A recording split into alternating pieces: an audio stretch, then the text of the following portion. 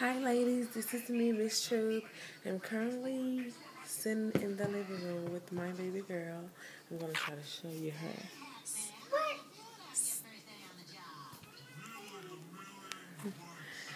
And my puppy.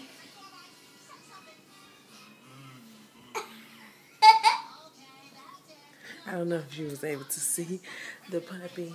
I was coming on because even though I feel kind of bad about my results of having one follicle, I wanted to just come and give a brief encouragement to all the ladies out there that are currently in the process of trying to conceive. Trying to conceive is a difficult process for, I'm sorry, I'm very southern, so you might hear the accent in my videos. A lot of people tell me this all the time, especially when I worked in the call center as a supervisor. It's very it's a very daring thing to do for a woman to decide that she's going to take on infertility head on. Especially for women in my predicament, and I feel great knowing that I'm not the only one. I have even extended my friendship beyond just the social site where I have been communicating with a few ladies even out off the sites, I'm sorry. And this is something like with me, I have endured multiple chemical pregnancies where that is where you start getting positives and then they fade off to negatives, or either your AF shows and sometimes you have an AF that comes hard, or it just be regular flow. That can indicate implantation issues, and there are several issues that they say can be the results of implant of chemical miscarriages.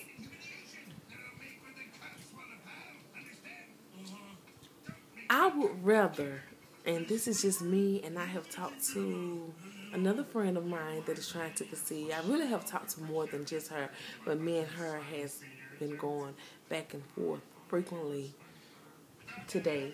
And I must agree with the point that she made. I feel the same. I would rather receive a big fat negative monthly than to receive a faint positive, a positive, or any of that. And I'm sorry, I don't have my stand today. Than to receive a faint positive and then for it to be nothing.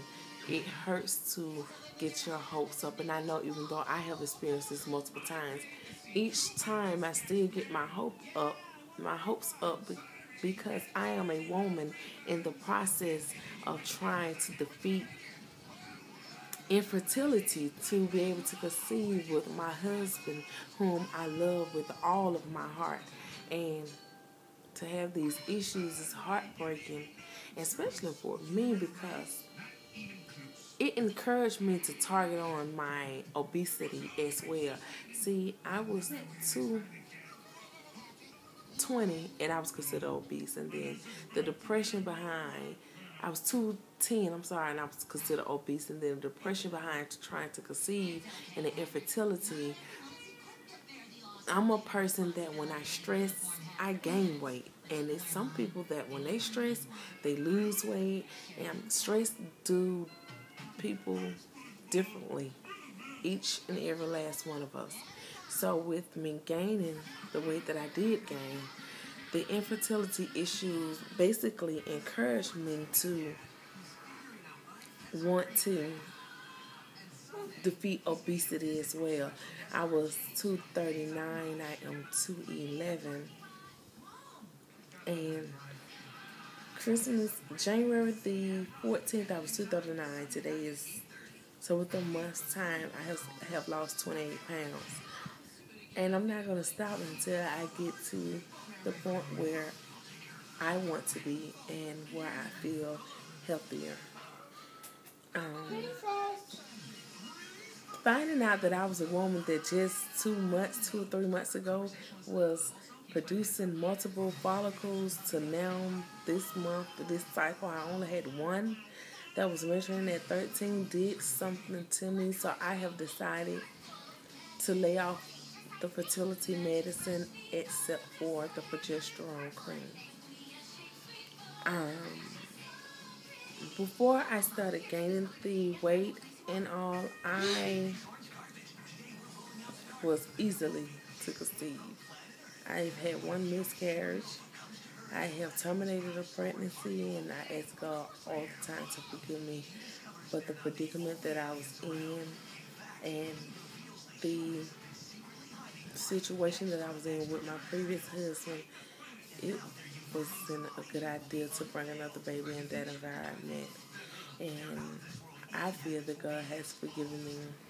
I think it's more of me not forgiving myself. And I have 3 kids and a loss, and so that's 3, that's 5. I've been pregnant 5 times, and so it's hard for someone who was easy to conceive to go through this, and I didn't have these issues until after my tubal birth. So, and it just makes me sad sometimes that I even went through the process. So I just wanted to give some encouraging words to all the ladies out here and let you guys know that you are not alone. We are in this together. And I know each month when you get a big fat negative or AF shows, you do not. I hear everything everyone says to me each time I get that negative, or each time I get a fake positive. Last month, to be exact, I didn't get a fake positive. I got a positive. 3 hours later, I got a fake positive. 2 hours, it was fainter. And then the next day, the next morning, it was nothing. And then later that evening, the next day, my AF showed. But it's hard. Like, you hear people saying next time, don't give up. You're going to conceive one day. You're going to get pregnant. Your time is coming.